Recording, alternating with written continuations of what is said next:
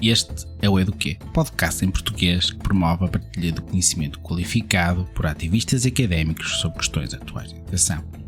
Eu sou Rui da Silva, pesquisador e presidente da direção do Centro de Estudos Africanos da Universidade do Porto, Portugal. Antes de irmos ao episódio de hoje, queremos sugerir aos nossos ouvintes que deem uma olhada no podcast Aula Divergente, podcast da família Frecheda em castelhano, mais especificamente o episódio número 24 sobre educação migrante no Brasil e em Portugal, que contou com a participação do Eduquê. Indo agora ao episódio de hoje falamos sobre educação para a cidadania global e quais as perspectivas de professores e alunos do ensino superior português em relação a esta temática a partir de uma perspectiva de estudos pós e decoloniais. Já numa perspectiva evolutiva da que tem sido a educação para a cidadania global, é como sendo a acessão mais atual deste termo, não é? Portanto, há várias entidades, há profissionais, etc., nomeadamente no meio das organizações da sociedade civil, que muitas vezes estão já a preferir educação para a transformação social com o sentido em que nós hoje utilizamos ou encontramos no trabalho de educação para a cidadania global. Isto, se nós formos ver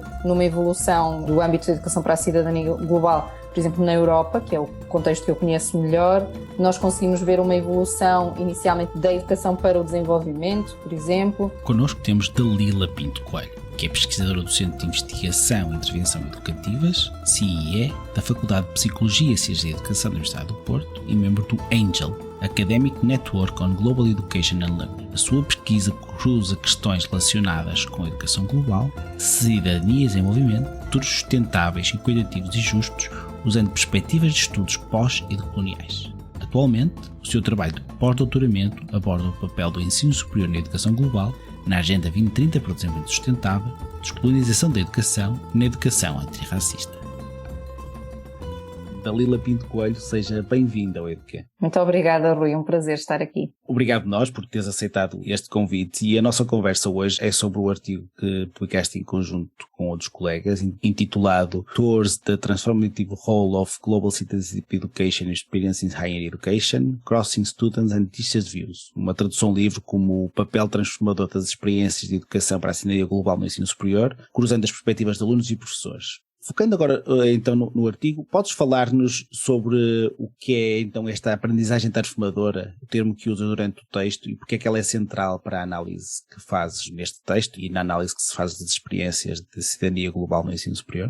Obrigada, Rui, mais uma vez pelo convite para partilhar algumas ideias em torno deste texto que está disponível no Journal of Transformative Education. Nós, em primeiro lugar, quando se fala aqui da questão terminológica, é sempre importante e é sempre uma saga, digamos assim, da educação. É um lugar comum da educação termos que falar na diferenciação conceptual, em alertar para as nuances, etc. Neste caso é mesmo importante porque aquilo que eu sinto é que tem havido um uso bastante coloquial. Coloquial não significa que está incorreto, mas que é um uso mais coloquial do termo educação transformadora ou aprendizagem transformadora no âmbito da educação para a cidadania global. Ele tem sido utilizado com sentidos distintos, nomeadamente daquilo que é o sentido que ele adquire neste texto, já lá vamos sobre isso, e um dos sentidos é esta perspectiva de que esta educação contribua para uma determinada transformação social desejada, não é? Portanto, é mais com esta visão prospectiva daquilo que tu esperas alcançar. Esse tem sido um sentido. O outro é, e já numa perspectiva evolutiva do que tem sido a educação para a cidadania global, é como sendo a acessão mais atual deste termo, não é? Portanto, há várias entidades, há profissionais, etc., nomeadamente no meio das organizações da sociedade civil, que muitas vezes estão já a preferir educação para a transformação social com o sentido em que nós hoje utilizamos ou encontramos no trabalho de educação para a cidadania global. Isto, se nós formos ver numa evolução do âmbito da educação para a cidadania global, por exemplo, na Europa, que é o contexto que eu conheço melhor, nós conseguimos ver uma evolução inicialmente da educação para o desenvolvimento, por exemplo, depois para a educação para a cidadania global e agora muito para vários profissionais estão já a utilizar esta terminologia da educação para a transformação social. Portanto, há aqui um certo gradativo e há várias formas de entender o sentido em que isto é utilizado, está bem? Neste artigo em concreto, a aprendizagem transformadora é utilizada enquanto teoria da educação de adultos. Portanto, não é utilizada nesse sentido coloquial, naturalmente que há um pressuposto de uma determinada transformação social desejável que está contido na perspectiva de educação para a cidadania global crítica, já poderemos ir lá também, mas aqui neste caso, quando falamos de transformative learning, estamos mesmo a falar de uma teoria da educação, de contributos teóricos da educação de adultos que nós, conjuntamente com os colegas que desenvolveram este artigo, nós utilizamos, digamos assim, essa lente teórica para analisar os nossos dados, aplicar essa lente teórica à educação para a cidadania global, portanto, às experiências que nós estávamos a analisar. Isto não é um feito inédito. Aliás, o próprio artigo dá conta de alguns outros trabalhos anteriores onde se procurou usar precisamente a aprendizagem transformadora neste sentido, enquanto teoria da educação de adultos, ao campo da educação para a cidadania global. No entanto, o que a nossa revisão sugere é que isso são ainda casos mais esporádicos. Portanto, não diria que é uma tendência, digamos assim, de quando se fala de aprendizagem transformativa ou de educação transformadora e de educação para a cidadania global, vamos sempre encontrar esta linha condutora. Não estou também a dizer que isso deva ser assim, mas só fazer esta nota de que não é de facto algo que seja dominante. Há alguns trabalhos que o fazem, mas não é algo dominante. Porquê é que eu acho que é importante salientar isso? Com os colegas tivemos e as colegas tivemos essa reflexão também. Porque, de facto, no campo da educação para a cidadania global fala-se muito de transformação social, fala-se muito também de transformação individual, mas o que a nossa investigação sugere, nomeadamente já desde o meu trabalho de doutoramento, eu trabalho com este tema, tenho vindo a dedicar a este tema sensivelmente 10 anos, e aquilo que nós vemos muito é tendencialmente um contraste entre um tipo de educação que pretende uma transformação social mais vasta, portanto que está a falar de mudanças coletivas, estruturais, de processos que são muitíssimo complicados e que tende a centrar-se em termos da sua atuação em processos individuais. Portanto, não estou a dizer, claro, que não é importante essa atenção e esse foco na transformação individual, ele é essencial naturalmente, mas nós verificamos este desnível. Isto é uma coisa que nós vemos bem na nossa investigação ao longo do tempo e com vários contextos, mas vemos também muita investigação internacional que suporta esta mesma fragilidade, digamos assim, ou esta mesma tensão de termos um tipo de educação que é extremamente necessária e ambiciosa sob o ponto de vista das suas intenções, dos seus propósitos finais, ambiciosa e mais larga, não é? Mas que depois tende, por uma série de constrangimentos e condições, nomeadamente, a centrar-se em aspectos muito particulares do comportamento individual. Aqui, o sentido em que nós utilizamos concretamente a definição, digamos assim, de aprendizagem transformativa dentro do campo da educação de adultos, vamos encontrar várias perspectivas. O artigo não aborda essa complexidade, naturalmente, mas aponta para onde é que ela pode ser desmontada, e nós aqui utilizamos a aprendizagem transformadora como uma definição bastante simples, digamos assim, de mudanças significativas que estão ligadas de alguma forma às experiências educativas, no modo como, e aqui estou a citar, uma pessoa experiencia, conceptualiza e interage com o mundo. Isto é uma definição do Chad Hogan, um dos autores de referência que nós utilizamos aqui, e que é um continuador do trabalho de um dos principais teóricos também no campo da educação de adultos, na aprendizagem transformativa, que é Malcolm Knowles, não é? Portanto, nós baseamos a nossa análise muito perspectiva de Knowles, depois posteriormente de Hogan, e também perspectiva de educação crítica de Paulo Freire, não é? E um dos pontos, voltando aqui à ponte que temos que fazer entre uma coisa e outra, um dos pontos do artigo é precisamente a utilidade, de fazer um uso mais específico deste termo da aprendizagem transformadora, no sentido em que nos parece que se fizermos este uso mais específico, isto é, se formos aproveitar um bocadinho, explorar um bocadinho mais a teoria já existente para compreender os processos de transformação educativa e de aprendizagem, provavelmente conseguiremos também fazer avançar um bocadinho a compreensão sobre o que exatamente é transformador ao nível da educação para a cidadania global. Portanto, esse é um bocadinho o ponto do artigo, servir como um exemplo de talvez aquilo que nós estamos à procura de entender os sentidos da transformação possa ter algum benefício de explorar teoria já existente noutros campos e que é bastante anterior e que nos poderá também servir de guia, de utilidade para uma visão mais concreta, mas também mais mais complexa sobre quais são as condições, os processos e os efeitos dessa mesma transformação. Obrigado por esta explicação conceitual. Acho que agora estamos todos a perceber melhor o que é esta então aprendizagem transformadora ou transformativa. E antes de irmos para a educação para a cidadania global crítica, queria-te fazer uma pergunta que está relacionada com o que referiste. Porquê é que achas que este conceito de aprendizagem transformadora ou uma educação transformadora tem atualmente um uso mais coloquial e está muito mais presente? O que é que achas? O que é que isto surge? Ou o que é que te parece? Eu não tenho uma perspectiva muito aprofundada sobre o assunto. O que sinto é que a ideia de cidadania, temos ampla literatura e amplo pensamento para consolidar isto, nomeadamente entre alguns dos autores deste artigo também, sobre cidadania é uma palavra, um campo, digamos assim, também ele problemático, não é? Portanto, a ideia de cidadania é altamente exclusiva, é uma categoria de exclusão, muito embora a perspectiva de cidadania global tente fazer algum trabalho de inclusão, digamos assim, mas na verdade ela própria é excludente, não é? Trabalhos nossos anteriores também exploram essa ideia de que, apesar desta tentativa de englobamento, digamos assim, e de trazer um âmbito mais vasto para quem é e não é cidadão, quando nós vamos desmontar os discursos, muitas vezes encontramos categorias de exclusão associadas a isso, porque é como se houvesse um outro invisível, digamos assim,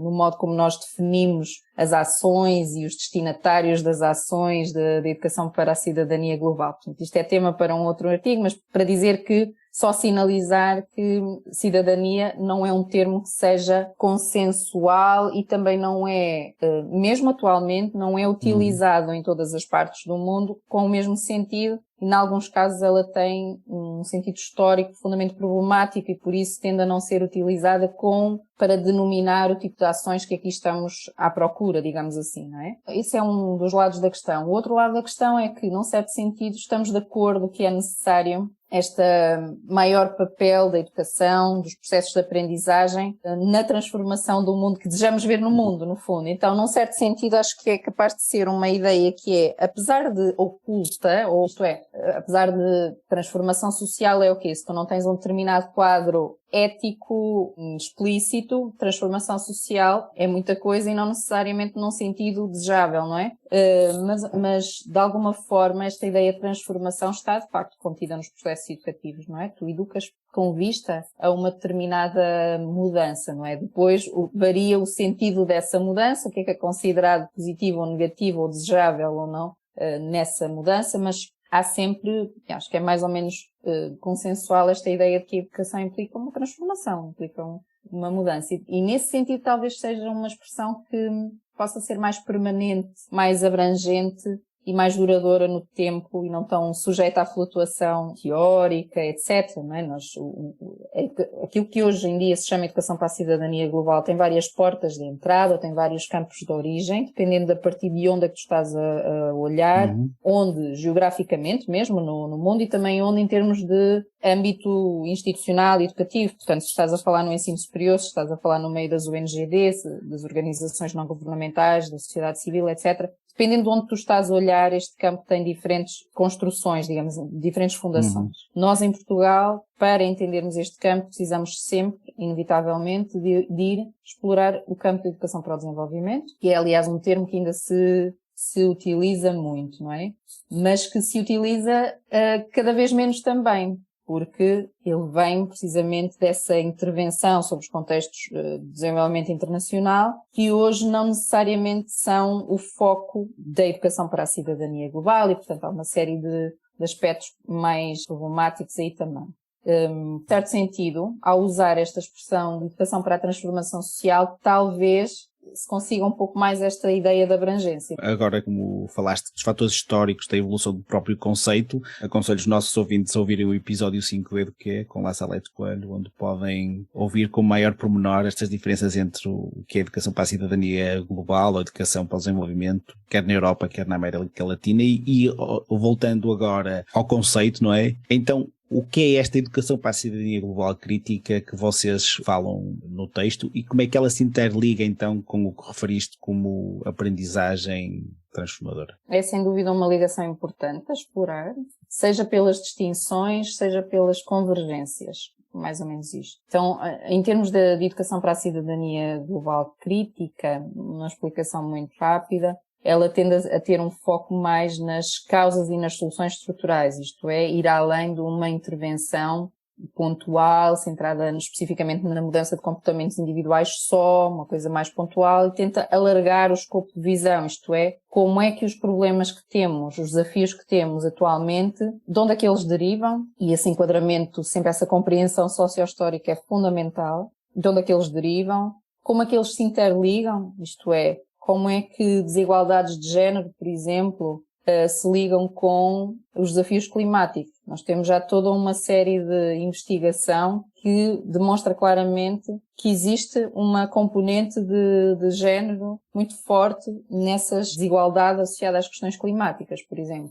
Depois, muito também uma perspectiva de equidade, uma perspectiva de justiça, de promoção de justiça, isto é, que a educação sirva como os processos de educação para a cidadania global sirvam como um veículo de informação sobre e de transformação para também dentro de uma perspectiva mais de equidade, de justiça social, de solidariedade, do respeito por todas as formas de vida, de diversidade e muito também a importância de um posicionamento crítico sobre o mundo em que nós vivemos, não é? Este é muito um lado da educação desta perspectiva crítica da educação para a cidadania global, é que é preciso cada vez mais ter este olhar desperto sobre estas realidades e um posicionamento crítico sobre estas coisas, de onde é que elas vêm, de forma é que se interligam e o que é que poderemos fazer sobre elas, sendo que isso é feito a partir de um determinado habitualmente de um determinado quadro ético também relativamente definido, não é sempre, mas relativamente,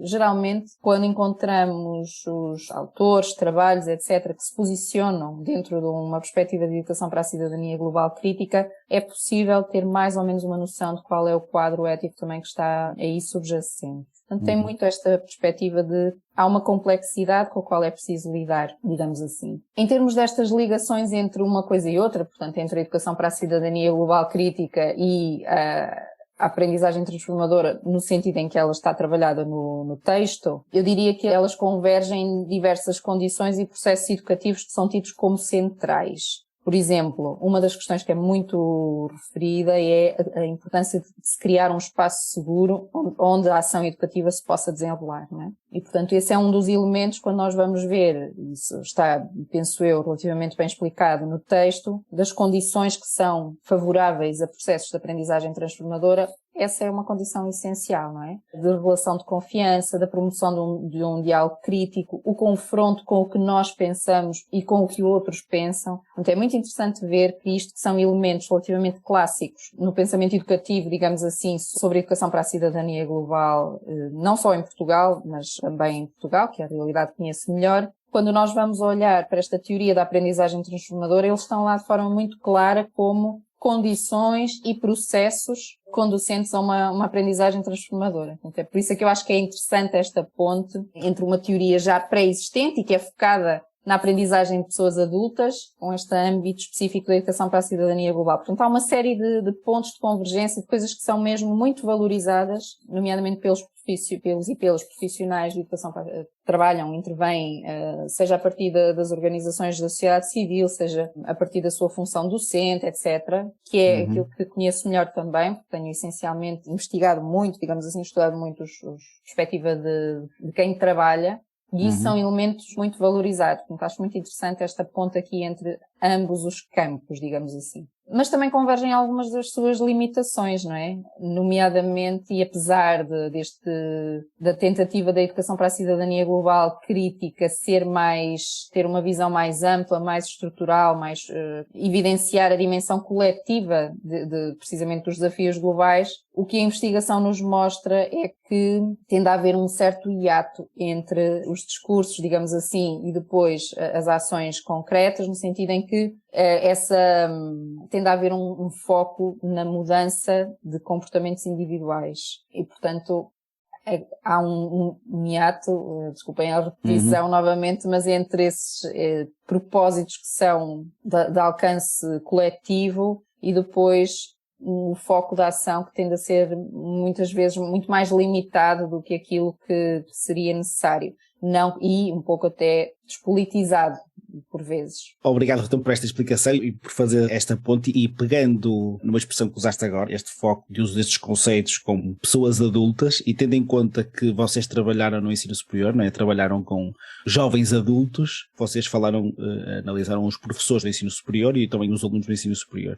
Podem-nos falar quais são as principais conclusões que vocês chegaram e qual é a diferença que vocês encontraram nestes dois grupos participantes, tendo em conta que estamos a falar de jovens adultos e de adultos, não é? E neste caso havendo uma relação entre eles hierárquica, digamos assim, natural, que é uns são professores, outros são alunos. Nós não analisamos relações de poder, o que seria um ângulo bastante interessante para explorar, mas nós de facto não entramos por aí. Este texto insere-se, ele decorre de um projeto mais vasto, portanto, que é sobre a educação para o desenvolvimento e cidadania global no ensino superior em Portugal, e desse projeto fazia parte a análise de faziam parte vários momentos de recolha de dados. O primeiro era um inquérito dirigido a estudantes do ensino superior, portanto, independentemente de cursos, mas mais focado mais na área da educação, mas que era em várias entidades do país. Depois, uma segunda parte era um estudo mais de profundidade, digamos assim, com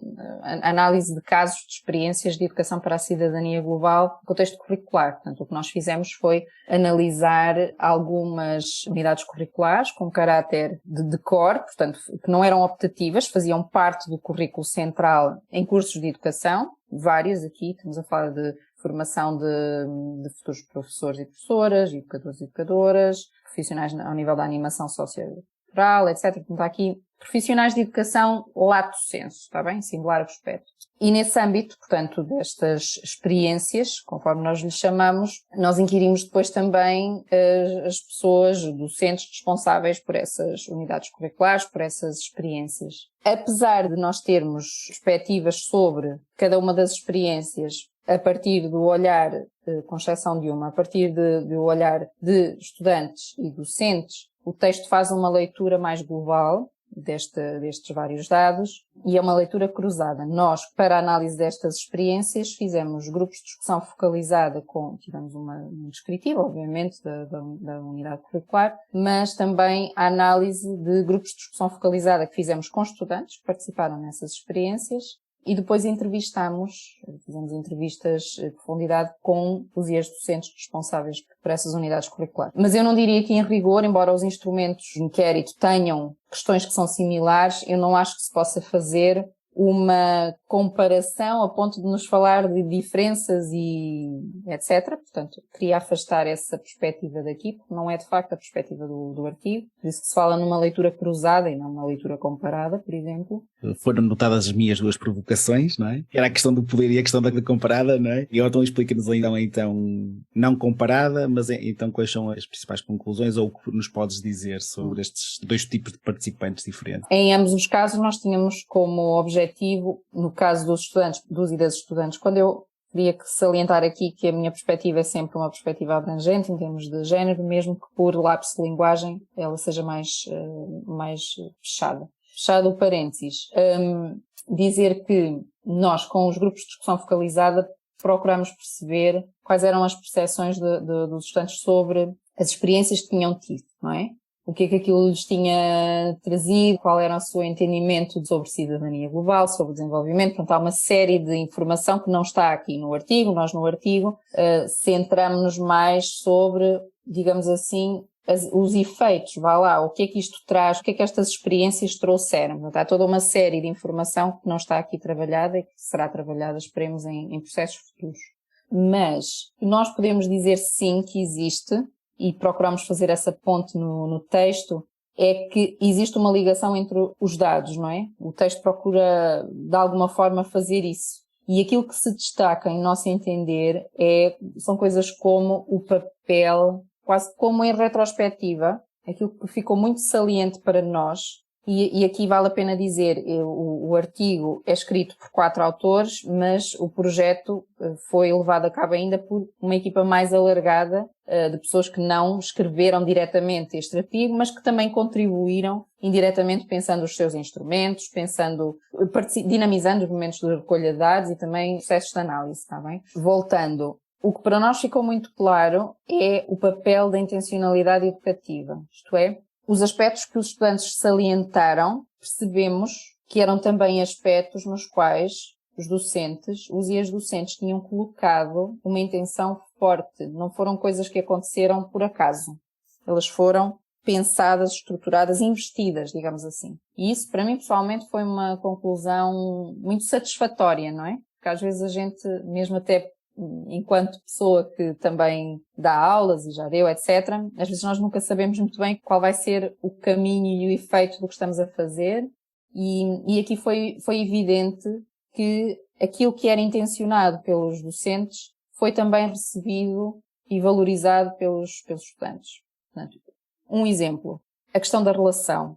Portanto, a promoção de um espaço em que as pessoas pudessem dizer aquilo que pensam, numa relação mais horizontalizada também, menos vertical, digamos assim, que pudessem ter oportunidades de experimentar com exercícios práticos, tão práticos quanto possível. E aqui a parte desta experimentação é importante porque a forma também é conteúdo, não é?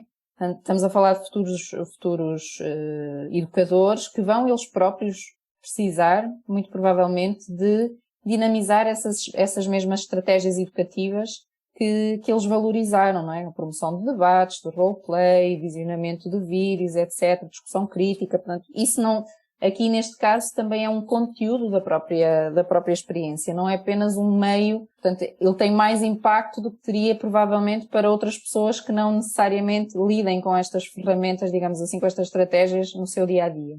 Isso aí é importante por essa vertente, porque há uma dupla aprendizagem que se pode fazer aí, mas também por uma questão da coerência, não é? Nós não podemos estar a falar de é importante participarmos socialmente, civicamente, etc., e depois no espaço da sala de aula encontramos um reduto de antidemocrático, digamos assim, não é? E portanto há aí também um lado de coerência, de que a cidadania é uma coisa que se experimenta, mais do que uma coisa que se diz, ou se é. E portanto, essa ponte da intencionalidade ficou bastante clara aqui. Acho que é assim um dos aspectos que mais dá para salientar no que dizes. Uma outra questão também muito importante, que é essa consciência de pôr os estudantes a posicionarem-se nos exercícios que foram sendo feitos ao longo das sessões. Estamos a falar de unidades curriculares semestrais. Convocá-los a posicionarem-se como futuros profissionais de educação. Não é? Muito aquele exercício de e tu, enquanto educador, tu, enquanto animador, se tivesses esta situação pela frente, como farias? O que achas que isto traz para a tua futura prática? E essa ligação entre, portanto, a ação que estava a ser conduzida e a prática profissional futura foi um dos aspectos também que foi muito valorizado e é interessante perceber que esta ligação com as disposições da ação futura ao nível profissional é ela própria um dos efeitos também que constam da matriz que nós utilizamos para analisar. Portanto, o artigo analisa condições, processos e efeitos, e essa questão profissional é especificamente um dos efeitos que a própria matriz nos traz também para análise. Pessoalmente achei isso bastante interessante, não é? De ver. É muito interessante também perceber que o discurso que nós às vezes encontramos no mainstream da comunicação social, que não existe intencionalidade educativa, que ir a uma escola ou ir a uma aula do ensino superior neste momento é como se nós estivéssemos a entrar no século XIX, tudo o que nos estás a relatar mostra precisamente o contrário. E depois deste caminhar pelo teu artigo e explicar estes conceitos e as principais conclusões, infelizmente estamos na reta final e a pergunta final que temos para ti é, com base na nossa conversa de hoje, também na tua experiência enquanto investigadora e enquanto docente, que conselho é que dás para quem está na linha da frente da educação? Conselhos é arriscado, mas vou talvez dizer alguns pontos para pensarmos juntos, não é? Talvez seja mais isso.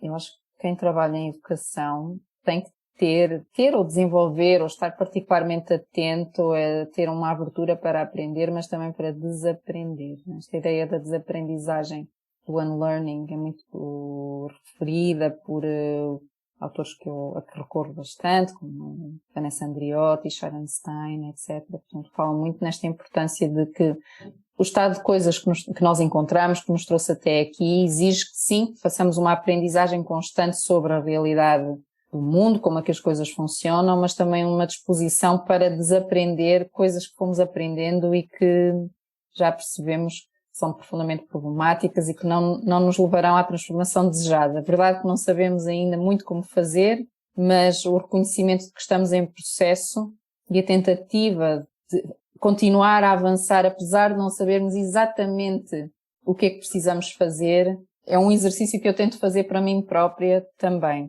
Depois, acho que, sem dúvida, que é hora de fazer pontes e de olhar mais largo. O que é que eu quero dizer com isto? Seja dentro, seja fora do campo da educação.